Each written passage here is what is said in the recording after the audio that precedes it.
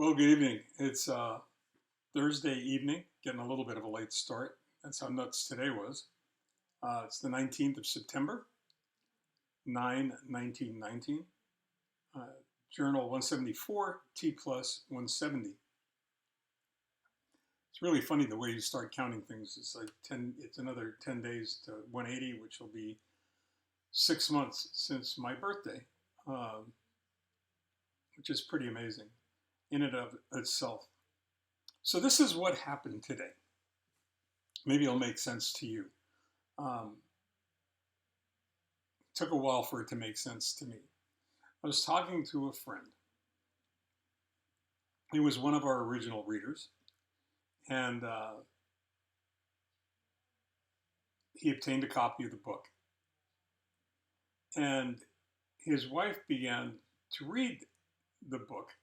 Now, you have to recognize that he was sent 9 sections of the book over a period of time, along with anywhere from 8 to 12 or 14 questions about the material that was in the book, as my editor and I worked diligently to try and build the best product that we possibly could. His wife started reading the book, and he was talking to her about the content, or she was talking to him about the content, and there were parts of it that didn't make any sense to him. And, he's a pretty diligent guy. He read it carefully and whatnot. He went back and started to read it himself and recognized the fact that it was very different from the manuscript that he had taken a look at. It was different enough so it was unfamiliar in some places. And and luckily, happily, it was far better, he thought, which was interesting because it probably meant that he was being kind to me while he was fulfilling his responsibilities as a critic. But in any case, I was pleased that his wife was enjoying the book. I was really pleased that he recognized the end product was a lot different and a lot better than what he was looking at during that process. And it was exciting. I mean, those things are exciting as an author. That's the kind of feedback that you want. But it got me to thinking about a bunch of other stuff. I love it when people talk about connecting the dots. There are sometimes when there are so many dots that connecting them becomes very difficult. You wind up with something that looks like a dream catcher, if you were to do that. But in this particular case, one of the things that started to resonate for me, one of the things that started to really coalesce into a really interesting series of thoughts was the idea that the edition of the book that finally went to print was very, very different from the versions of the book that came before it. And then all kinds of things were going on inside all these explosions were taking place inside my head, new and improved and just different. I'm a very visual thinker, so I see things very vividly. And then I started thinking about the fact that while I wouldn't use terms like new and improved to describe who I am and what I'm all about now, post-transplant, it would be safe to say that I'm certainly not the same person that I was before I was diagnosed, certainly.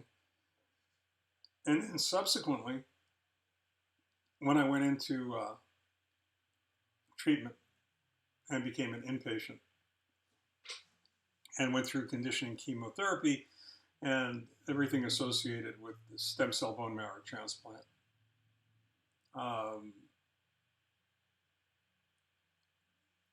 You are the same person, and yet you're not. There are many things about my personality that are identical to the way I was before, I think. I don't know if I'm the best judge of that. Perhaps you are. I don't know. Uh, but there are many other facets of my personality that have changed. And I think that's pretty wild at my age, because you don't expect that much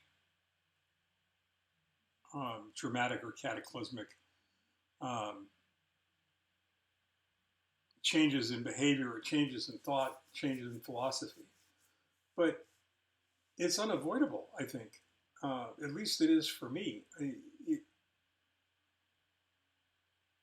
I recognize things about myself and about those around me so much more clearly um, than I was able to see them before through the clutter of everyday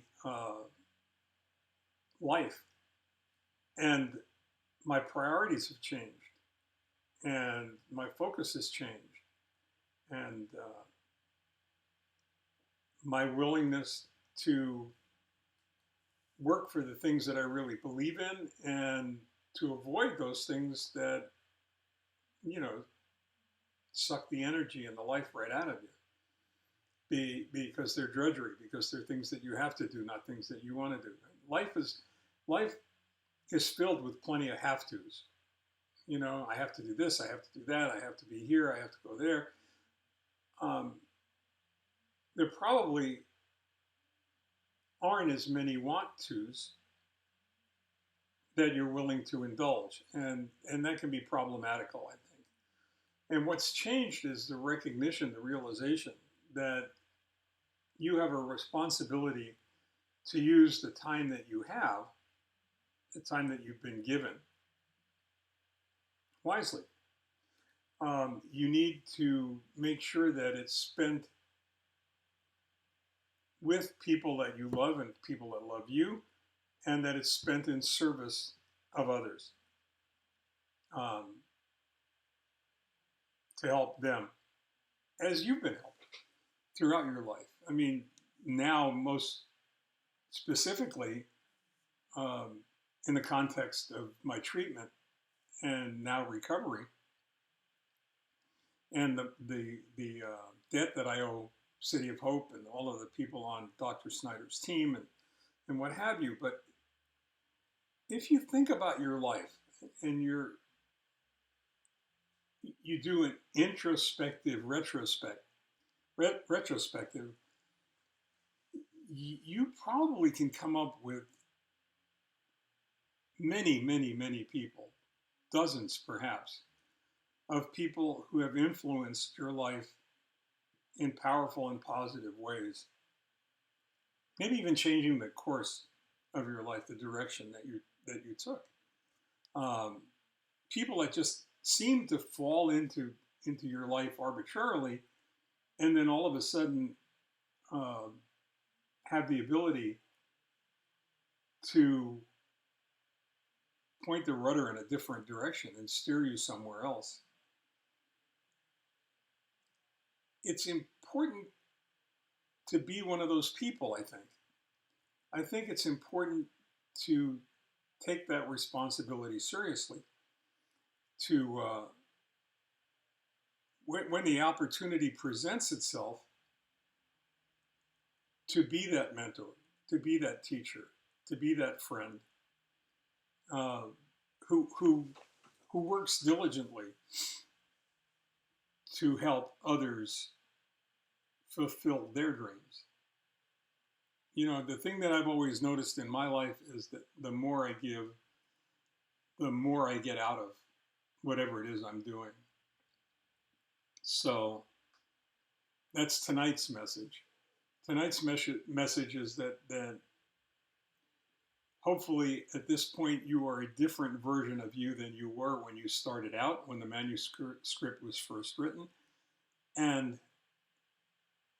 that you will be a far better version of you when you hit the third or fourth or fifth edition and you've made the changes that are necessary to make the story of your life a better read. So on that happy note, I will say stay well, take care. I look forward to talking to you all tomorrow. we're getting ready to have a birthday party for my newest granddaughter, who should be here any day. We've been saying that every day. we have to be right sooner or later. And I'm really looking forward to meeting that young lady.